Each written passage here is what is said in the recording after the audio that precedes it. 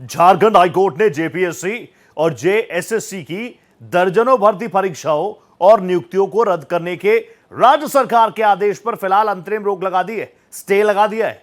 यह फैसला छात्रों और सफल अभ्यर्थियों के लिए एक बड़े असमंजस की स्थिति यानी चक्रव्यूह की तरह है, जहां एक पक्ष राहत महसूस कर रहा है तो दूसरा कानूनी पेच में उलझ चुका है। सवाल बेहद पेचीदा है।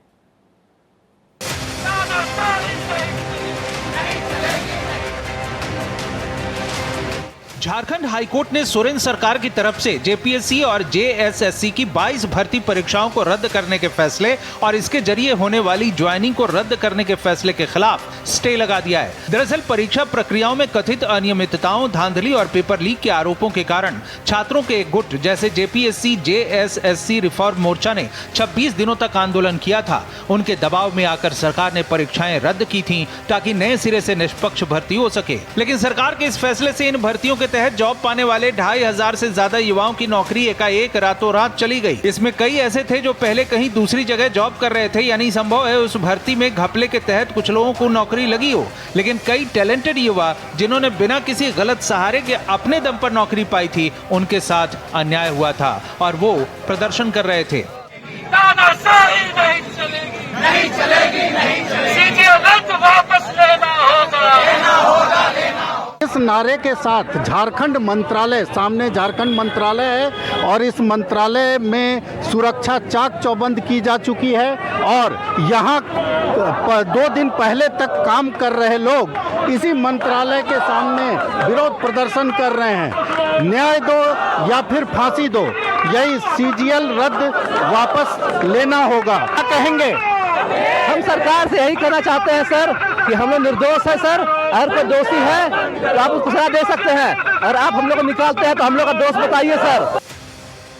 नवनियुक्त अफसरों की ओर से कोर्ट में वकील ने दलील दी कि अगर परीक्षा प्रक्रिया के किसी चरण में कथित गड़बड़ी हुई है तो इसकी जांच कर दोषियों पर कार्रवाई होनी चाहिए, जबकि बिना किसी व्यक्तिगत सुनवाई या जांच के मेरिट के आधार पर चयनित उम्मीदवारों की नौकरी रद्द करना प्राकृतिक न्याय के सिद्धांत के खिलाफ है। कोर्ट का स्टे ऑर्डर आते ही नियुक्ति पा चुके और सफल अभ्यर्थियों में खुशी की लहर दौड़ गई और रांची सचिवालय के बाहर सबने जश्न मनाया।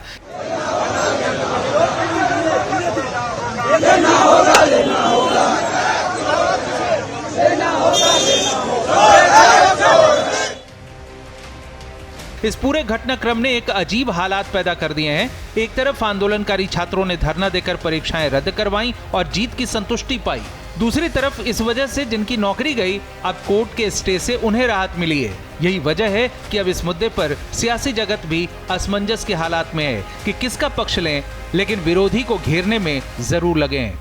देखिए, माननीय मुख्यमंत्री जी ने जो शुरुआती वार्ता हुई थी छात्रों के साथ, उस समय उन्होंने उनके बहुत सारे डिमांड्स मान लिए थे, सिर्फ एक नहीं मानना चाह रहे थे इसी डर से कि ऐसा हो सकता है, मतलब कुछ लोगों के साथ चूंकि ऐसा लगेगा कि अन्याय हो रहा है या कुछ, तो ये इस तरह का अंदेशा था शायद, हमें लगता है, मैं अपनी तरफ से कह रही हूँ, मैंने पूछा नहीं है, शायद इसी वजह से विलम्ब हो रहा होगा जिसके लिए, लेकिन इतना दबाव और इतना मतलब कुछ लोग राजनीति कर रहे थे इसको लेकर, चीजों को समझने की कोशिश ही नहीं कर रहे थे। मुझे लगता है कि शायद इसी का अंदेशा होगा जिसकी वजह से उस समय विलम्ब हो रहा था डिसीजन लेने में।